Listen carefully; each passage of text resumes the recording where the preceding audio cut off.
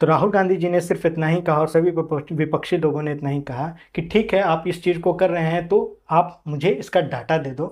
कम से कम मैं इस डाटे के आधार पर ही लोगों के बीच में जाऊंगा कि नहीं, चुनाव आयोग भी हम लोगों के साथ है, यानी कि स्वतंत्र है चुनाव आयोग। बिल्कुल। आप मुझे दे दो, मैं सिर्फ यही काम करूंगा। तो चुनाव आयोग ने जवाब दिया कि नहीं, ये आपके अधिकार में नहीं है। उन्होंने कहा कि हम विपक्षी पार्टी हैं और मैं नेता प्रतिपक्ष हूं, तो मुझे इस बात को जानने का हक है। तो उन्होंने कहा कि चुनाव आयोग ने कहा कि नहीं, हम इस चीज़ को किसी को साझा नहीं कर सकते हैं, ये संवैधानिक तौर पर बिल्कुल गलत है। जी। जब गलत है तो दूसरे पक्ष में अगर इस बात को देखिए तो सुधांशु त्रिवेदी जी जो भारतीय जनता पार्टी के सांसद है और जिनको चलता फिरता हम समझते हैं कि विकिपीडिया का, जी जी बिल्कुल। तो और अनुराग ठाकुर जी, वो एक सभा में बैठे हुए थे और उन्होंने सारा का सारा डेटा बता दिया कि कितने लोगों का नाम कटा है, कितने लोगों का नहीं कटा है।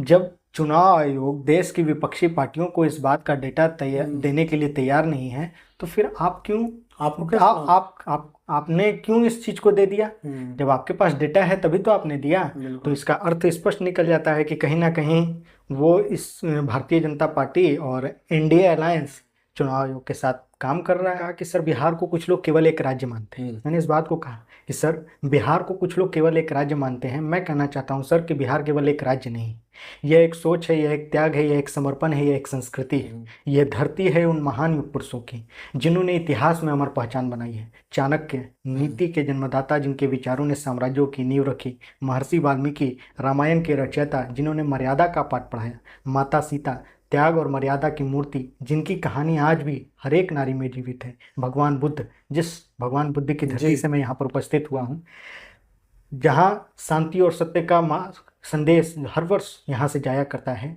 मैं बिहार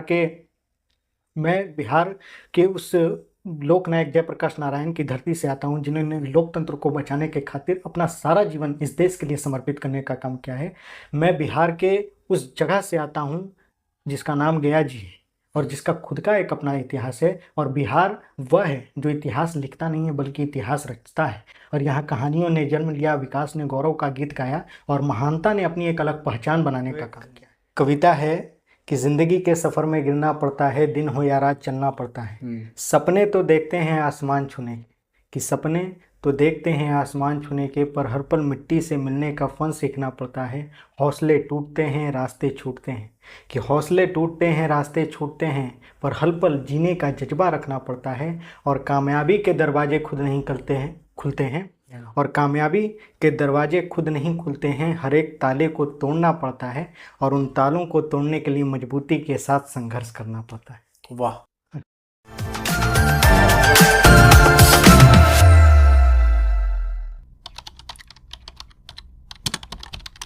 कहते हैं कि एक पल, एक लम्हा आपकी पहचान बनाने के लिए काफ़ी है।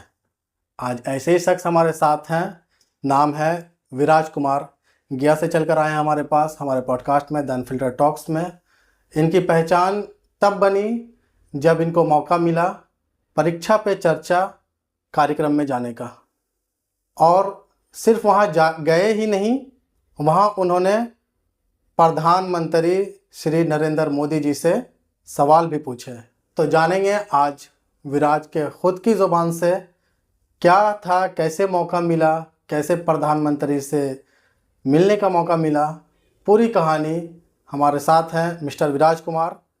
तो स्वागत है विराज आपका हमारे पॉडकास्ट में। बहुत बहुत धन्यवाद, द अनफिल्टर्ड टॉक्स। बहुत बहुत धन्यवाद सर आपका कि आपने अपने चैनल के माध्यम से आज सिरघाटी की इस पावन भूमि पर द अनफिल्टर्ड टॉक्स के माध्यम से मुझे बुलाने का काम किया। और ख़ास करके मेरी जो सफलता का राज है, मैं उस स्थान तक कैसे पहुंचा और कौन सी कठिनाइयां मेरे जीवन में आईं, इन सभी चीज़ों को लेकर के आपने अपने पॉडकास्ट चैनल के माध्यम से मेरी ज़ुबान के ज़रिए लोगों को बतलाने का एक अवसर मुझे दिया। इसलिए बहुत बहुत धन्यवाद सर आपका। सबसे पहले आप ये बताइए कि अभी आपकी पढ़ाई चल रही है। अभी जैसा कि जानते हैं हम कि आप 11वीं के छात्र हैं। इतना जल्दी उस मुकाम पे पहुंचना कोई आम बात नहीं है। किसी का एक सपना होता है कि प्रधानमंत्री जी से मिलने का अवसर प्राप्त हो। आपको वहाँ तक पहुँचने में किस तरीके का, किस किस का योगदान है और क्या कठिनाई आई और कैसे मौका मिला, क्या थी पूरी कहानी बताइए। ज़रूर सर, अगर मुझे मौका मिला है इस बात को कहने का और ख़ास करके आपके चैनल के माध्यम से, तो ये ज़रूर है कि ये परीक्षा पे चर्चा कार्यक्रम हर वर्ष देश के माननीय प्रधानमंत्री जी के नेतृत्व में होता ज़रूर है, जी। लेकिन आज तक बिहार का कोई भी छात्र, स्कूली छात्र इस कार्यक्रम में सम्मिलित नहीं हुआ था। लेकिन ये अवसर मुझे मिला, और मुझे ना केवल अवसर मिला बल्कि इससे पहले मेरा चयन इसी परीक्षा पे चर्चा कार्यक्रम के दरमियान सबसे पहला मेरा सिलेक्शन दीपिका पादुकोण मैम के साथ एक फिल्म का शूटिंग था जो मुंबई में था। वो शॉर्ट फिल्म का शूटिंग था इसी परीक्षा पे चर्चा कार्यक्रम के तहत। तो मुझे उसमें जाने का पहले अवसर मिला और मैंने उसमें भी अकेले बिहार का प्रतिनिधित्व किया, और बिहार का प्रतिनिधित्व करते हुए उस फिल्म की शूटिंग में मेरा स्टूडेंट का रोल था और मैंने स्टूडेंट के रोल को बखूबी निभाने का काम किया। जब मैं मुंबई से वापस बिहार लौटा तो हमारे इस परीक्षा पे चर्चा कार्यक्रम का मेरा जो बेड़ा उठाए हुए थे, जिसको हम बिहारी भाषा में कहते हैं, मेरी जिम्मेदारी जो उठाए हुए थे वो एनसीईआरटी विभाग के मुख्य सचिव थे, उनको ये जिम्मा सौंपा गया था। तो मैं जैसे ही मुंबई से वापस उनके ऑफिस में लौटा तो एकाएक मुझे पीएमओ से लेटर आया और कहा गया मुझे कि विराज, आपका सिलेक्शन प्रधानमंत्री जी के परीक्षा पे चर्चा कार्यक्रम में हो गया है। अच्छा। और आपको पूरे बिहार का प्रतिनिधित्व करना है। तो उस समय मेरे अंदर जो खुशी उत्पन्न हुई सर, जी। कि एक छोटे से गांव, एक छोटे से शहर से निकला हुआ लड़का, और ये बात खास करके बिहार में ज़्यादा प्रचलित है क्योंकि मैं एक सरकारी विद्यालय का स्टूडेंट हूँ, और बिहार के अधिकतर लोगों की ज़ुबान पर इस बात को झुठलाया नहीं जा सकता है। इस बात को मैंने सुना ही नहीं बल्कि देखा है। लोग कहते हैं कि बिहार के सरकारी विद्यालय के बच्चे किसी भी मुकाम तक नहीं पहुँच सकते हैं, लेकिन मेरा ये लक्ष्य था कि अगर मैं अपनी सफलता पाऊँगा तो बिहार के सरकारी विद्यालय के किसी एक विद्यालय में पढ़ करके मैं उस स्थान पर जाऊंगा, और मैं न केवल बिहार का प्रतिनिधित्व करूंगा बल्कि देश के माननीय प्रधानमंत्री जी के मुख से बिहार की तारीफ भी कराने का काम करूंगा अगर मेरा सिलेक्शन होता है तो। मैंने निश्चित रूप से वहाँ एनसीईआरटी विभाग के जो मुख्य सचिव थे उनसे मैंने अपनी बातों को कहा, तो उन्होंने कहा कि विराज, ये आपके लिए बड़े सौभाग्य की बात है और जिम्मेदारी की बात है कि पहला सौभाग्य की बात इसलिए है कि आपका सिलेक्शन प्रधानमंत्री जी के परीक्षा पे चर्चा कार्यक्रम में हुआ है और आज तक बिहार का कोई भी छात्र इस कार्यक्रम में सम्मिलित नहीं हुआ है। ये मौका आपको मिला है, इसलिए आप सौभाग्यशाली हैं। और दूसरी तरफ इसको देखें, मैंने जिम्मेदारी शब्द का प्रयोग इसलिए किया क्योंकि जिम्मेदारी इसलिए आपके ऊपर है कि बिहार को आपको बहुत अच्छे तरीके से वहाँ पर रिप्रेजेंट करना है। मैंने कहा कि सर, आप बिल्कुल निश्चिंत हो जाइए, ये जिम्मेदारी अगर मुझे मिली है, मैं भी इस बिहार की धरती से आता हूँ और उस ज्ञान एवं मोक्ष की पावन धरती गया जी से आता हूँ, जिसका एक खुद का अपना इतिहास रहा है। तो मैं निश्चित रूप से आपसे वादा करके यहाँ से जाऊँगा सर कि मैं वहाँ पर अगर जाऊँगा तो मैं प्रधानमंत्री जी के मुख से बिहार की तारीफ भी करा करके ही वापस लौटूंगा, जो मैंने अपने वादे को पूरा किया। ठीक है। हाँ, मैंने आपका वीडियो देखा जी। आपके सवाल भी देखे। सबसे पहले एक बात जानना चाहेंगे आपसे, आपको क्या लगता है मौका मिलने की वजह क्या है कि आप वहां पहुंचे, कोई और नहीं पहुंचा? बहुत सारे स्टूडेंट कोशिश करते होंगे परीक्षा पे चर्चा में पार्टिसिपेट करने का, आपको वहां पे जाने का मौका मिला। इसमें किस्मत का खेल है या फिर आपकी मेहनत है? सर, अगर इसको हम सही नज़रिए से देखें तो इसमें एक कंपटीशन होता है।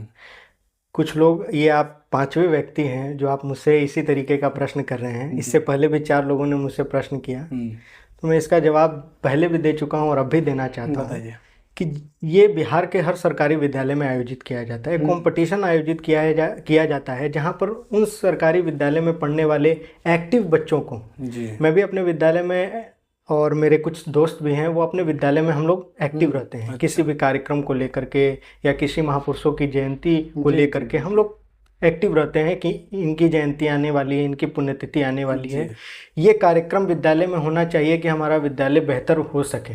तो हम लोग इस चीज़ के लिए तत्पर रहते हैं।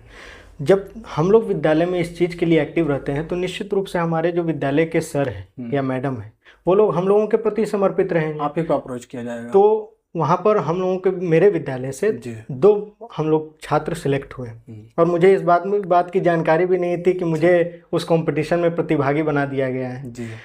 तो एकाएक सर का मुझे फ़ोन आता है और उन्होंने मुझसे कहा कि विराज, आप कहाँ हो? मैंने कहा कि सर, मैं तो अभी घर पे ही हूँ। तो उन्होंने कहा कि जितनी जल्दी हो सके आप विद्यालय में आओ, और जिला स्कूल में एक कंपटीशन आयोजित किया गया है और आपको वहाँ पर हमने प्रतिभागी विद्यालय की तरफ से चुना है। मैंने कहा कि निश्चित रूप से सर हम वहाँ पर जाएंगे। तो सभी लोगों ने, सब मतलब अलग अलग विद्यालय के जी। बच्चे वहाँ पर उपस्थित थे, वहाँ कंपटीशन हो। और अलग अलग विद्यालय के जब बच्चे उपस्थित थे तो वहाँ पर एक विषय दिया गया था रियल वर्सेस रियल लाइफ के बारे में। जी। तो वहाँ पर सभी बच्चों ने लगभग real versus real life, real life, इसके बारे में हम लोगों को बताना था कि आखिर ये क्या है। जिस तरीके से हम लोग इस बात को कहते हैं कि विज्ञान वरदान है या अभिशाप है, उसी तरीके से इस आधुनिक युग में जी। जहाँ हम टेक्नोलॉजी को आगे बढ़ा रहे हैं, सही बात है। तो वहाँ पर रियल वर्सेस रियल लाइफ का हमारे जीवन में प्रभाव क्या पड़ रहा है और उसका प्रकोप क्या हो रहा है, इस चीज़ को हम लोगों को बताना था। बिल्कुल। सभी बच्चों ने अपनी अपनी बातों को बखूबी तरीके से रखने का काम किया। मैंने भी अपनी बातों को रखा। अब ये मैं नहीं कर सकता हूँ सर कि वहाँ पर शिक्षा विभाग के जो बैठे हुए लोग थे उन लोगों ने मेरे अंदर क्या देखा। ये जरूर था कि सभी लोगों ने अपनी अपनी बातों को रखा, मैंने भी अपने। वहाँ से हम लोगों को 2 सिलेक्ट हुए हम लोग, और हम लोगों को कहा गया कि आप 2 लोगों का कल कंपटीशन होगा। मैंने कहा ठीक है सर, अगर इतने बच्चों के बीच में अगर कंपटीशन हुआ और उनमें से छट करके हम लोग 2 निकले हैं और हम दोनों में कंपटीशन होगा तो निश्चित रूप से हाँ, तो इसमें एक को ही जाना था। तो हम लोग कल उपस्थित होंगे सर, हम लोग में फिर से कंपटीशन होगा तो बेहतर है। तो रात में ही मुझे फ़ोन आता है पटना से, और एक मैम थी दिल्ली से, उन्होंने कहा कि विराज आपका सिलेक्शन हो गया है और हम बिहार सरकार के द्वारा माननीय मुख्यमंत्री जी ने आपको नियुक्त किया है इस चीज़ के लिए। तो मैंने कहा ठीक है सर, ठीक है मैम, मैं इस चीज़ के लिए तैयार हूँ। मैंने इस बात को कहा कि मैम अगर विद्यालय में जहाँ कंपटीशन हो रहा था हम 2 बच्चों को अलग किया गया कि आप दोनों का कंपटीशन होगा, क्योंकि सर ये बात ज़रूरी है। अगर हम दोनों में से अगर किसी का एक का सिलेक्शन होना तय है जी, और अगर मैं अपने विद्यालय में एक्टिव हूँ और आप अपने विद्यालय में एक्टिव नहीं है, तो आपको ये लगेगा कि आखिर इसके अंदर क्या है, इसने कुछ पैरवी भी लगाया होगा उस काम को करने के लिए। तो मैंने उस लड़के को फ़ोन किया, मैंने कहा कि आप अपने जो सर हैं उनको कहिए कि कंपटीशन होना चाहिए आयोजित। आप फिर समझिएगा कि हम कुछ दूसरा पैरवी लगा करके उस स्थान पर चल गए या अपना नाम हम जुड़वा लिए। तो कंपटीशन होना चाहिए। मैंने किया भी कंपटीशन, और जब विद्यालय में हुआ तो मेरा ही सिलेक्शन हुआ, तो मुझे जाने का मुंबई अवसर मिला।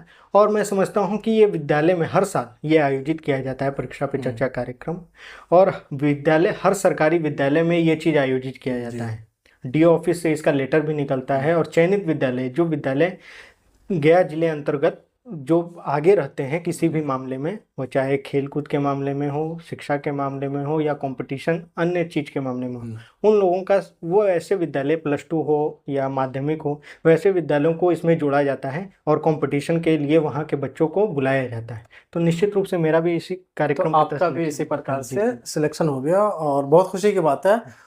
आपके जो सहपाठी होंगे, जो क्लासमेट होंगे, उनके अंदर क्या उस टाइम पे भावना थी कि विराज का हो गया, हमको भी होना चाहिए था?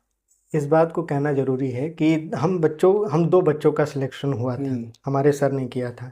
जब 2 का हुआ तो एक और मेरा फ्रेंड था, मेरा जिगरी दोस्त है, वो उसने इस बात को कहा कि विराज तुम्हारे लिए सौभाग्य की बात है कि तुम्हारा सिलेक्शन हुआ। जब मैं दिल्ली से वापस लौटा तो मैं जिस कक्षा में पढ़ता हूँ और मेरे विद्यालय में मैं सभी बच्चों के साथ बिल्कुल फ्रैंकली रहता हूँ। मतलब उनकी समस्या क्या है, इन सभी चीज़ों को लेकर के भी मैं आगे रहता हूँ, और कुछ अगर ज़रूरत पड़ती है तो सर के माध्यम से उस काम को भी कराने का काम करता हूँ। मान लीजिए बच्चा अगर गरीब है, उसके पास पैसा नहीं है, तो सर के तरफ से हम लोग कह देते हैं कि सर इसको थोड़ा देख लीजिए। सर भी अच्छे तरीके से इस बात को समझते हैं कि अगर कोई गरीब बच्चा है तो उसकी मदद करना मानवता का एक धर्म है। तो हम लोग इस काम को करते हैं। जब मैं दिल्ली से वापस लौटा और मेरा जब इतना वायरल हुआ ये कार्यक्रम, तो मेरे विद्यालय के बच्चे, मतलब मेरे फ्रेंड थे, उन लोगों ने कहा कि विराज भैया आप बड़े आदमी हो गए हैं, आपने तो पीएम सर के साथ सवाल जवाब किया। हमने कहा कि बड़ा आदमी कौन होता है? बड़ा आदमी सिर्फ सोच से होता है, बड़ा आदमी पैसा वाला नहीं होता है। सोच अगर बड़ा होता है, हम तुम लोगों के साथ अपना जीवन आधा बिता चुके हैं, शुरू से तुम्हारे साथ हैं, और बड़ा आदमी किस काम के लिए? बड़ा आदमी है और मानवता का धर्म ही हम नहीं अपनाएं तो ऐसा बड़ा आदमी होने का कौन फायदा सर? यही चीज़ मेरे लिए। पिताजी क्या करते हैं? हमारे पापा मेडिकल लाइन में एमआर हैं। अच्छा। और बड़े भैया हैं, वो भी मेडिकल लाइन में पापा के साथ एमआर हैं। मम्मी हाउसवाइफ हैं। हमारे दादाजी हैं जो कि फॉर्मर डिप्टी मिनिस्टर रह चुके हैं बिहार के, जी और एफसीआई के उस जमाने में चेयरमैन भी रह चुके हैं, लोक जनशक्ति पार्टी के कद्दावर नेता भी रहे हैं, और लगभग लगभग नीतीश जी, लालू जी, इन सभी के साथ उन्होंने काम किया। एक लंबा सफ़र उन्होंने बचपन से बिताया है। अच्छा। तो एक तरीके से अगर हम देखें तो हमारा पॉलिटिकल बैकग्राउंड भी है बिहार में। अभी हम उस पे आएंगे, पॉलिटिकल वाला जो पॉलिटिकल बैकग्राउंड वो भी जो है हमारे सवाल है दादाजी तो वो जी। तो है ही है। घर में क्या माहौल था जब पता चला घर वालों को कि पीएम सर से मिलना है, पीएम सर से बात करना है, उनके साथ फोटो भी आएगी विराज की, जी जी। क्या माहौल था घर वालों का? हम लोगों को तो जानकारी इस बात की नहीं थी, खास करके मुझे भी इस बात की जानकारी नहीं थी। तो वहाँ से लेटर आया मुझे कि इतने तारीख को ये चीज़ रिलीज़ होगा, और जब रिलीज़ हुआ तो हम लोग पूरे फैमिली टीवी पर, यहाँ तक कि मैं भी जी। टीवी के नीचे बैठा हुआ था, हम और लोग वेट टीवी कर देख रहा रहे, था। वेट कर रहे थे। दादाजी भी थे, दादी माँ भी थी, सब कोई हमारे फैमिली के जी। मेंबर्स, क्योंकि हम लोग एक संयुक्त परिवार हैं। हमारे दादाजी के यहाँ तक भाई हैं, हाँ, वो भी लोग साथ भी हमारे साथ अभी तक साथ में ही रहते हैं। बहुत अच्छी हम बात लोग है। सब साथ जॉइंट फैमिली हैं, तो हम लोग साथ में ही बैठे हुए एकता थे। में बल है। तो कुछ देर के बाद कुछ न्यूज़ चैनल वाले, गया शहर के जितने भी न्यूज़ चैनल वाले हैं, सभी लोगों का फ़ोन आने लगा कि विराज आप कहाँ हो। हमने कहा कि हम तो गया में ही हैं, तो हम आना चाहते हैं, आपका लेना चाहते हैं इंटरव्यू। हमने कहा कि बिल्कुल आप घर पर आइए। और लगभग लगभग सभी पत्रकार लोग को इस बात की जानकारी हो गई थी। कई लोगों ने, कई पत्रकार दिल्ली के थे, कई पत्रकार पटना के थे कुछ। और सबसे बड़ी बात यह है कि मुझे संयुक्त राज्य अमेरिका की भी एक चैनल है, वहाँ से भी मुझे फ़ोन आता है, और मुझसे कहा जाता है कि विराज आपने, क्योंकि वो हिंदी लैंग्वेज है जी। तो हिंदी लैंग्वेज में ही उन्होंने मुझसे बात की। और बात करने के दरमियान उन्होंने जो बातें मुझसे कही, विराज आपको तो इतना अच्छा सफ़र मिला। कई बच्चे सोचते हैं कि हम पीएम सर के पास जाएं, कई बच्चे सोचते हैं कि हम एक सीएम सर के पास जा कर के वहाँ से उनसे बातें करें। तो हमने कहा कि सर इसका अर्थ यही है, क्योंकि ये चैनल संयुक्त राज्य अमेरिका की थी, तो हमने उन्होंने उनको इस बात से कन्विंस किया कि सर सबसे बड़ी बात यह है कि अगर कोई भी चीज़ कंपटीशन के आधार पर होती है तो उस चीज़ को गलत तरीके से, गलत नज़रिए से नहीं देखना चाहिए। हम लोगों को उसके प्रति सही नज़रिया अपनाना चाहिए। मैंने इस बात को पहले भी कहा कि मैं किसी पैरवी लगा करके वहाँ तक नहीं गया था। मैं एक सिलेक्टेड मेंबर था, और सिलेक्ट होकर के स्टूडेंट के नाते मैं उस स्थान पर गया, और जो बातें अपने स्टूडेंट को रखनी चाहिए थी मैंने अब सिर्फ और सिर्फ अपनी बातों को रखा। और ये कार्यक्रम इतना वायरल हुआ कि मुझे विश्वास नहीं था। मैं तो समझता था कि पटना तक ही मैं सीमित रहूंगा, लेकिन मुझे इस बात की जानकारी हुई कि इसका प्रभाव संयुक्त राज्य अमेरिका तक गया। ये मेरे लिए सौभाग्य की बात। सो विराज, आपने श्री नरेंद्र मोदी जी से सवाल भी पूछे, लोगों के सामने पूछे, जो मीडिया पर भी आया, और आपके साथी भी थे, आपके जो और स्टेट से जो सिलेक्शन जिनका हुआ था वो लोग भी थे। इस बीच का भी ऐसा मौका आया कि आपने अकेले में पल बिताया हो, अकेले बैठे हो पीएम सर के साथ, या फिर कोई पल ऐसा है कि जिसमें आप और सिर्फ श्री नरेंद्र मोदी जी हो? उस समय क्या बातचीत हुई, उसके बारे में थोड़ा अगर बता सकें तो। मौका तो ज़रूर मिला था सर, जी। और मौके के दरमियान जब भी मौका मिलता है तो हम बिहारियों की एक खास बात है कि मौके को हम लोग कभी जाया नहीं जाने देते, गंवाते नहीं यही बिहारियों की खासियत है जी। तो पीएम सर और मैं, जब हम लोगों का क्वेश्चन का दौर चल रहा था, तो हम लोग टहलते टहलते, वो थोड़ी देर के लिए पॉज किया गया था, और टहलते टहलते हम लोग एक बात कह रहे थे। पीएम सर ने मुझसे एक बात कही थी, और मैं समझता हूँ सर कि वो मेरे जीवन का सबसे बदलाव का मोड़ होता है। उनकी बातों ने मेरे जीवन में और मेरे दिल में एक भाव पैदा किया है लोगों के प्रति। ऐसे तो मैं हर किसी के प्रति समर्पित रहता हूँ सर, लेकिन पीएम सर की बातें ने मुझे बहुत प्रभावित किया है। उन्होंने मुझसे कहा था कि विराज, जीवन में आप कभी भी किसी भी काम को कीजिए, लेकिन वह काम अच्छा होना चाहिए। जीवन में आप किसी भी काम को कीजिए, लेकिन वह काम अच्छा होना चाहिए, और वह काम कीजिए तो आप केवल खुद के फायदों के लिए नहीं, वह काम अगर आप कीजिए तो केवल खुद के फायदों के लिए मत कीजिएगा। वह काम कीजिए उन सभी लोगों के लिए जिनका इस दुनिया में कोई नहीं। वह काम कीजिए उन सभी लोगों के लिए जिनका इस दुनिया में कोई देखरेख करने वाला कोई नहीं। वह काम कीजिए उन सभी लोगों के लिए जिनका इस दुनिया में कोई मदद करने वाला कोई नहीं है। क्योंकि इंसानियत की सबसे बड़ी परिभाषा यही है कि अगर हमें किसी चीज़ की ज़रूरत है, या हमारे प्रति किसी और को ज़रूरत है, तो आप इस बात को हमेशा याद रखिएगा कि आप किसी के चेहरे की मुस्कान अगर बन जाते हैं ना तो वो जी। बहुत बड़ी बात होती है। इसलिए ये मेरे जीवन का सबसे बड़ा बदलाव का मोड़ था सर, कि जब मैं वहाँ से वापस लौटा था। और इससे पहले भी अगर मुझे तन से, मन से, धन से, अगर मुझे जिस चीज़ से जो मदद करने की सहायता अगर हो जाती है जी। तो मैं लोगों की मदद करता हूँ। क्योंकि मेरा अब एक ही उद्देश्य बन गया है सर, कि अगर मैं किसी के चेहरे के मुस्कान बन जाता हूँ तो मैं आखिर उसके चेहरे का मुस्कान क्यों ना बनूं, सही मैं बात। उसकी मदद की सहायता का मुकाम क्यों ना बनूं। बिल्कुल। ये मेरे लिए सबसे बड़ा बदलाव था सर। बहुत अच्छा लगा सर आपकी बात सुन करके, और पीएम सर ने आपको इस तरीके से आपकी ज़िंदगी को लेकर के बताया, आगे किस तरीके से जी जी। आपकी सोच को बदलने का काम किया। सबसे पहले हम एक सवाल इसमें ये ऐड करेंगे कि आपका सवाल क्या था और उन्होंने जवाब क्या दिया। सवाल तो पूरे मीडिया पे दिखा लीडरशिप को लेकर के, जी। और इतना शॉर्ट क्लिप इनका भी दिखा, श्री नरेंद्र मोदी जी का भी, कि बिहार का बच्चा हो और राजनीति का सवाल नहीं करे। क्या सवाल था आपका, और क्या पूरा जवाब आपको संतुष्टि भरा मिल पाया था? हाँ, बताइए वो क्या सवाल था सर, ऐसे तो वहाँ पर मेरे सामने 2 सवाल थे। जी। लेकिन मुझे याद है कि जब हमारे शिक्षा विभाग के, केंद्रीय शिक्षा विभाग के मुख्य सचिव वहाँ पर थे, तो उन्होंने मुझसे कहा था कि विराज, आप स्क्रिप्टेड प्रश्न पूछिएगा कि आप अपने मन से पूछिएगा। मैंने कहा कि सर मैं स्क्रिप्टेड प्रश्न नहीं पूछना चाहता हूँ, क्योंकि वहाँ पर कई स्टेट के बच्चे आए हुए थे, उन सभी लोगों को स्क्रिप्टेड प्रश्न पूछना था, तो उन्होंने अपने अपनी बातों को पूछा। मैंने कहा कि सर मैं एक रिक्वेस्ट आपसे करना चाहता हूँ, छोटा मुँह बड़ी बात है सर, क्योंकि आप बड़े पोस्ट पर हैं और मैं एक स्टूडेंट हूँ, लेकिन मेरा ये एक भाव है कि अगर मैं प्रश्न करूंगा तो स्क्रिप्टेड नहीं, मैं अपने मन से प्रश्न करूंगा। जी। इसलिए प्रश्न करूंगा क्योंकि मैं बिहार से आता हूं, और मैंने वो प्रश्न तैयार भी किया है। अगर आप कहें तो मैं उस प्रश्न को, बिल्कुल, क्या था प्रश्न? वो प्रश्न था सर लीडरशिप से संबंधित। मैंने प्रश्न किया था, माननीय पीएम सर, आप काफ़ी लंबे समय से लीडरशिप के पद पर रहे हैं सर, आप देश ही नहीं बल्कि दुनिया के सबसे बड़े ग्लोबल लीडर हैं सर, हम आपसे लीडरशिप के बारे में कुछ सीखना चाहते हैं, वो 2-3 बातें जो हम बच्चों के लिए महत्वपूर्ण हो। तो पीएम सर ने मेरे कंधे पर हाथ रखा और कहा कि विराज, बिहार का लड़का आए और राजनीति से संबंधित प्रश्न न करे, ऐसा कभी हो नहीं सकता है। तो ये मेरे लिए गर्व की बात है सर, कि जो संकल्प मैंने अपने आप से लिया था, उस संकल्प को मैंने पीएम सर के मुख से कराने का काम किया। राहुल गांधी से कुछ कनेक्ट कर पाते हैं? क्या सोच लगती है, क्या विचारधारा राहुल गांधी की, और पुरानी कांग्रेस और नई कांग्रेस में कितना फर्क है? इस बात को समझिए सर, कि जब राहुल गांधी जी, जब कश्मीर से लेकर कन्याकुमारी तक जब उन्होंने अपनी भारत जोड़ो यात्रा शुरू की, जी। तो एक दौरा मुझे उनका याद है कि कश्मीर में वो जब अपनी भाषण को दे रहे थे, तो वहाँ पर बर्फबारी नहीं हो रही थी। जी। जब वो वहाँ पर एंट्री किए, उनकी भारत जोड़ो यात्रा वहाँ पर आई, तब वहाँ पर बर्फबारी होने लगी।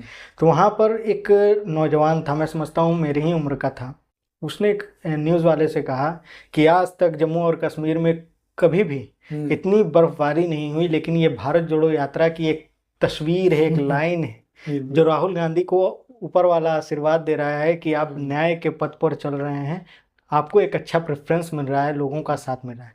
दूसरी तरफ कांग्रेस पार्टी का एक अधिवेशन था, जहां पर मैं समझता हूं सर कि पहला कांग्रेस पार्टी या अन्य किसी दल में, वो चाहे भारतीय जनता पार्टी हो या जदयू में, कोई भी आदमी ये एक्सेप्ट नहीं करता है कि हम गलत हैं, लेकिन राहुल गांधी जी ने कांग्रेस के अधिवेशन में ये एक्सेप्ट किया कि कांग्रेस पार्टी में भी गलतियां हैं, उस गलतियों को सुधारने की ज़रूरत है। और जिस दिन कांग्रेस पार्टी की वो गलतियां सुधर गई, कांग्रेस पार्टी को सत्ता में आने से कोई नहीं रोक सकता। ये बहुत बड़ी बात है सर। आज तक कांग्रेस पार्टी का भी इतिहास उठा करके देख लीजिए, या अन्य पार्टियों का, किसी ने भी अपनी पार्टी के अंदर क्या गलती है नहीं लोगों के सामने साझा नहीं किया, लेकिन राहुल गांधी पहला व्यक्ति है जिन्होंने इस चीज़ को साझा किया। सोच अच्छी है सर राहुल गांधी की भी, एक बदलाव की बयार लेकर के चले हैं। अगर साथ बिहार की जनता देती है तो निश्चित रूप से, क्योंकि देखिए बिहार की जनता और देश की जनता का मूड अलग होता है, सर्वे अलग होता है, सर्वे हर पार्टी अपना अपना सर्वे करता है, और सर्वे के दौरान हम लोग ये यहाँ पर देखते हैं कि नहीं, यहाँ पर ये बाहुल इलाका है, यहाँ पर आपको ज़्यादा, लेकिन जब चुनाव परिणाम आते हैं हम लोग हार जाते हैं और लोग जीत जाते हैं। सर्वे का करने का तरीका अलग होता है और जनता की चाहत का तरीका अलग होता है। तो राहुल गांधी ने एक बात कहा था सर उसी अधिवेशन में, कि आप मुझसे नफरत करो, आप मुझसे बैर रखो, आप मुझे गाली दो, लेकिन मैं नफरत की बाजार में मोहब्बत की दुकान खोल रहा हूँ। ये बहुत बड़ी बात है सर। राहुल गांधी जी बहुत अच्छा काम कर रहे हैं। अभी वोट चोरी अधिकार का मामला आ रहा है, कैसा देखता है 20 साल का युवा लड़का जो गया से बिलोंग करता है, वो इस चीज़ को कैसे देखता है? वोट चोरी नाम की चीज़ पहले से थी या बीजेपी आने के बाद ये चीज़ बढ़ गई? और जो राहुल गांधी ने ये बीड़ा उठाया है, ये बात जाहिर की है, चुनाव आयोग तक बात गई, चुनाव आयोग का इसके पर क्लियरेंस भी आया, तो क्या ये सब चीज़ को कैसे देखते हैं? ये सबसे पहली बात है कि हम किसी पार्टी से जुड़े हुए नहीं हैं। हम बिल्कुल स्वतंत्र हैं, स्वतंत्र भारत का स्वतंत्र तो नागरिक है। स्वतंत्र तरीके से बताइए। तो ये बात है कि जब हमारा नियत साफ है, जब हमारा मन साफ है और जब हमारा दिल साफ है, तो आप सच्चाई को कितने भी छुपाने की कोशिश कीजिएगा ना, तो एक ना एक दिन आपकी जुबान पर वो सच्चाई आ जाती है। इस बात को विपक्ष के लोगों ने, वो चाहे राहुल गांधी जी हों या अखिलेश यादव जी या अन्य कोई पार्टी के जो बड़े बड़े विपक्षी दल हैं, उन लोगों ने कुछ दिनों पहले चुनाव, जो डाटा है, मैं पूरी जानकारी नहीं जानता हूँ, लेकिन जो डाटा है, मैंने यहाँ तक इस चीज़ को पढ़ा है पेपर में भी और ऑनलाइन तरीके से भी, तो वहाँ पर मैंने इस चीज़ को देखा है और समझा भी कि कल तक चुनाव आयोग इस बात को कह रहा था कि कोई गलती नहीं है, किसी प्रकार की कोई दिक्कत नहीं है, सब चीज़ टकाटक है, किसी प्रकार का कोई दिक्कत नहीं। तो राहुल गांधी जी ने सिर्फ इतना ही कहा और सभी विपक्षी लोगों ने इतना ही कहा कि ठीक है, आप इस चीज़ को कर रहे हैं तो आप मुझे इसका डाटा दे दो, कम से कम मैं इस डाटे के आधार पर ही लोगों के बीच में जाऊंगा कि नहीं, चुनाव आयोग भी हम लोगों के साथ है, यानी कि स्वतंत्र है चुनाव, आप मुझे दे दो, मैं सिर्फ यही काम करूंगा। तो चुनाव आयोग ने जवाब दिया कि नहीं, ये आपके अधिकार में नहीं है। उन्होंने कहा कि हम विपक्षी पार्टी हैं और मैं नेता प्रतिपक्ष हूँ, तो मुझे इस बात को जानने का हक है। तो उन्होंने कहा कि चुनाव आयोग ने कहा कि नहीं, हम इस चीज़ को किसी को साझा नहीं कर सकते हैं, ये संवैधानिक तौर पर बिल्कुल गलत है। जब गलत है तो दूसरे पक्ष में अगर इस बात को देखिए तो सुधांशु त्रिवेदी जी जो भारतीय जनता पार्टी के सांसद है और जिनको चलता फिरता हम समझते हैं कि विकिपीडिया का, जी बिल्कुल, तो और अनुराग ठाकुर जी, वो एक सभा में बैठे हुए थे और उन्होंने सारा का सारा डेटा बता दिया कि कितने लोगों का नाम कटा है, कितने लोगों का नहीं कटा है। जब चुनाव आयोग देश की विपक्षी पार्टियों को इस बात का डेटा देने के लिए तैयार नहीं है, तो फिर आप क्यों, आपने क्यों इस चीज को दे दिया? जब आपके पास डेटा है तभी तो आपने दिया। तो इसका अर्थ स्पष्ट निकल जाता है कि कहीं ना कहीं वो इस भारतीय जनता पार्टी और एनडीए अलायंस चुनाव आयोग के साथ काम कर रहा है। मन में तो मेरे भी अंदर यही मन था जो मैंने अभी अपने बातों को रखा, मैं किसी पार्टी का विरोधी नहीं हूँ, नहीं सही बात, लेकिन दूसरे तरफ मैंने इस चीज को देखा कि कुछ हद तक ये बात गलत भी है कुछ लोगों, क्योंकि हम अगर कोई काम करते हैं ना, जातीय जनगणना भी अगर हुआ है सर, क्योंकि जातीय जनगणना में मैं भी काम किया हूँ, तो यहाँ पर इतनी आबादी है सर कि आबादी के हिसाब से अगर हम कोई काम को करना चाहें तो वो चीज़ पॉसिबल नहीं हो पाता है सर। उसमें कुछ लोगों का नाम छूट भी जाता है और कुछ लोगों का नाम जुट भी जाता है, अधिक लोगों का। तो यही चीज़ है कि वोट चोरी का जो अभी मामला चल रहा है खास करके बिहार में, तो इसमें बिहार की आबादी बहुत है सर, 13 करोड़ या इससे अधिक है, ये डाटा है, समथिंग है, ये तो पहले का डाटा है जी। तो अभी तो क्या कितना होगा इसका, इस बात का ना आप अंदाजा लगा सकते हैं ना मैं अंदाजा लगा सकता। तो उतने पदाधिकारी हम कहाँ से लाएंगे, या चुनाव आयोग भी उतने पदाधिकारी कहाँ से ला पाएंगे? वो पदाधिकारी हम में से, आप में ही से किसी एक लोग होंगे, तो कितने लोग उस चीज़ के प्रति। तो ये जरूर है कि नाम कटता बिगड़ता जरूर होता है, लेकिन इस बात को समझना बहुत ज़रूरी है सर कि इन सभी चीज़ों को लेकर राहुल गांधी जी अगर कर रहे हैं तो वो लोगों के मन में एक जागृति, मुद्दा सही लगता है, मुद्दा सही है सर। अगर हम लोकतांत्रिक व्यवस्था में हैं जी, तो लोकतांत्रिक व्यवस्था में ये कहावत कहा जाता है सर कि पक्ष और विपक्ष अगर मजबूत है तो विपक्ष को अगर मजबूत होना है तो वो दिन रात अपने आप को मजबूती प्रदान करने के लिए कुछ ना कुछ एक्टिविटी करते रहे। तो विपक्ष होने के नाते राहुल गांधी जी अपना एक्टिविटी कर रहे हैं, पक्ष होने के नाते मोदी जी अपना एक्टिविटी कर रहे हैं। तो इन दोनों अपने जगह पर सही है सर, इसमें अंतर क्या स्पष्ट करना है। विराज, ये सारी बात तो राजनीति को लेकर के हुई, बिहार को लेकर के कुछ वैसा आपके मन में या कोई वैसी पीएम सर से अंदरूनी बात, स्पेशल बात, या ऐसा कि अभी तक सिर्फ आपको और पीएम सर को पता है जो मेरे पॉडकास्ट में आप रिवील करना चाहें? तो क्या बिहार को लेकर के कुछ वैसी बात हुई है आप में और श्री नरेंद्र मोदी जी में? बिल्कुल सर, एक खास बात हुई थी बिहार को लेकर के हमारी जी, और आज मुझे वो पल भी याद आ रहा है कि जब मैं देश के माननीय प्रधानमंत्री जी के समक्ष बैठा था तो देश के माननीय प्रधानमंत्री जी ने मुझसे पूछा कि विराज आप बिहार से आए हो बिहार का प्रतिनिधित्व कर रहे हो तो जरा बिहार के बारे में बताओ। जी। मैंने कहा कि सर बिहार को कुछ लोग केवल एक राज्य मानते हैं। मैंने इस बात को कहा कि सर बिहार को कुछ लोग केवल एक राज्य मानते हैं। मैं कहना चाहता हूँ सर कि बिहार केवल एक राज्य नहीं, यह एक सोच है, यह एक त्याग है, यह एक समर्पण है, यह एक संस्कृति है। यह धरती है उन महान युग पुरुषों की जिन्होंने इतिहास में अमर पहचान बनाई है। चाणक्य नीति के जन्मदाता जिनके विचारों ने साम्राज्यों की नींव रखी, महर्षि वाल्मीकि रामायण के रचयिता जिन्होंने मर्यादा का पाठ पढ़ाया, माता सीता त्याग और मर्यादा की मूर्ति जिनकी कहानी आज भी हर एक नारी में जीवित है, भगवान बुद्ध, जिस भगवान बुद्ध की धरती जी। से मैं यहाँ पर उपस्थित हुआ हूँ, जहाँ शांति और सत्य का संदेश हर वर्ष यहाँ से जाया करता है। मैं बिहार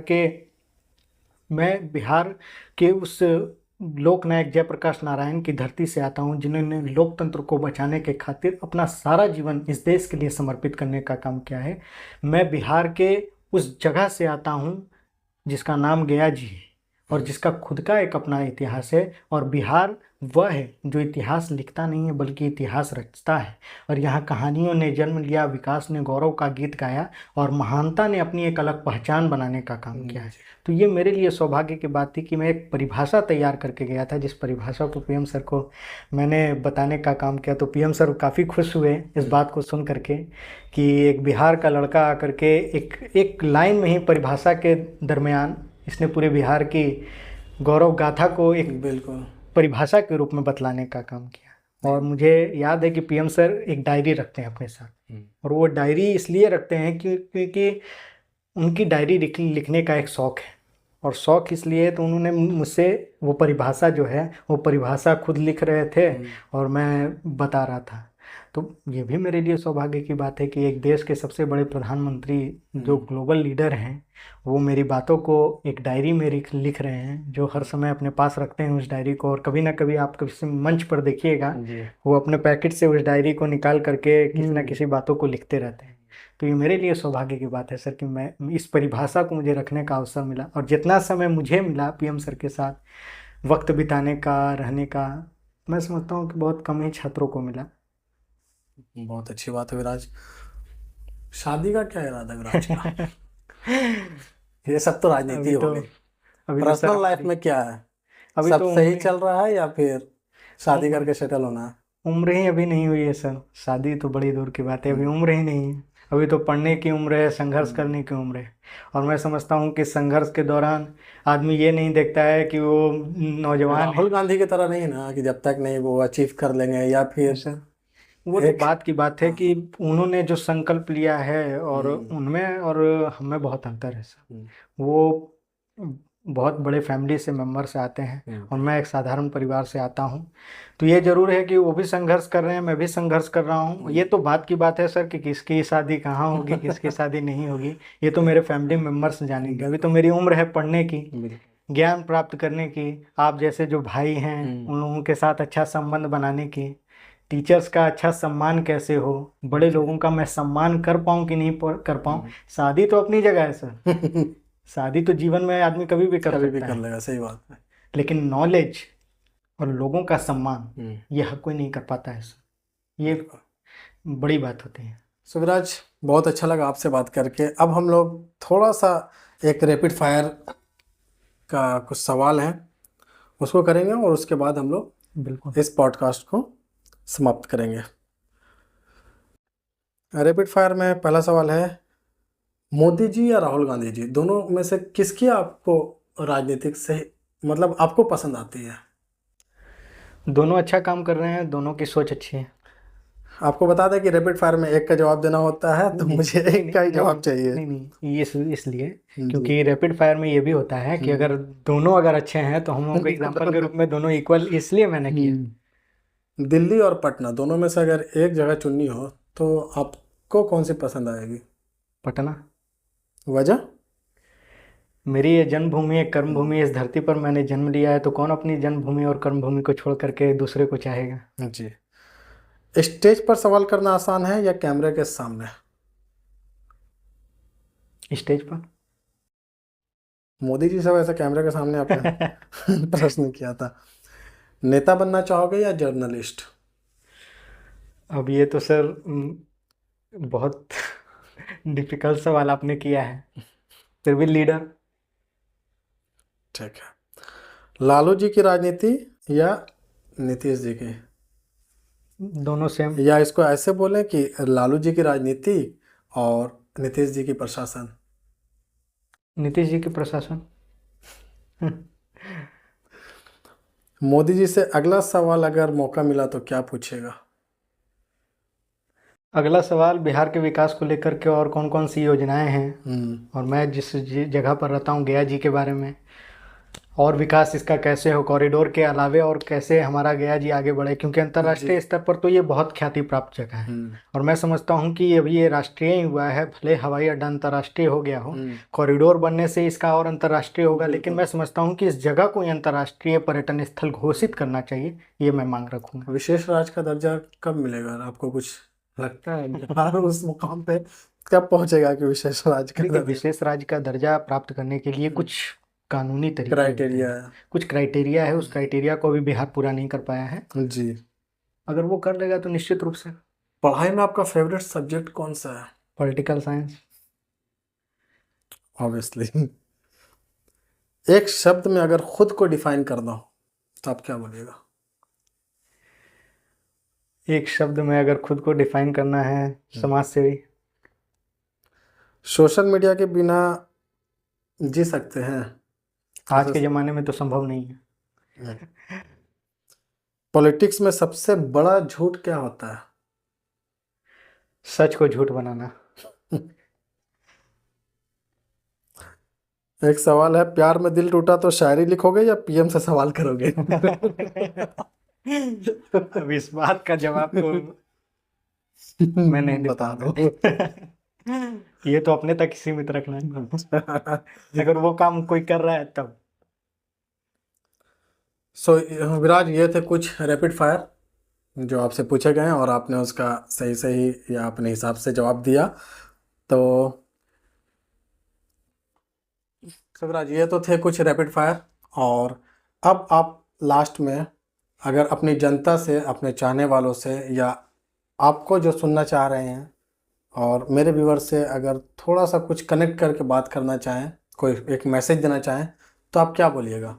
कैमरे में देख करके बताइए। देखिए सर, अगर मैं इस स्थान पर पहुंचा हूं तो अपनी मेहनत के बदौलत, और भाग्य तो अपनी जगह पर है, तो मेहनत के प्रति ही एक छोटी सी पंक्ति है, क्योंकि मैं शायर भी हूँ। अच्छा। पंक्ति भी लिखता हूँ, कविता भी लिखता हूँ। तो एक कविता है कि ज़िंदगी के सफ़र में गिरना पड़ता है, दिन हो या रात चलना पड़ता है। सपने तो देखते हैं आसमान छूने कि सपने तो देखते हैं आसमान छूने के, पर हर पल मिट्टी से मिलने का फन सीखना पड़ता है। हौसले टूटते हैं रास्ते छूटते हैं, कि हौसले टूटते हैं रास्ते छूटते हैं, पर हर पल जीने का जज्बा रखना पड़ता है। और कामयाबी के दरवाजे खुद नहीं खुलते हैं, और कामयाबी के दरवाजे खुद नहीं खुलते हैं, हर एक ताले को तोड़ना पड़ता है, और उन तालों को तोड़ने के लिए मजबूती के साथ संघर्ष करना पड़ता है। वाह। तो दोस्तों, ये थे विराज कुमार, और आज का पॉडकास्ट यहीं ख़त्म करते हैं।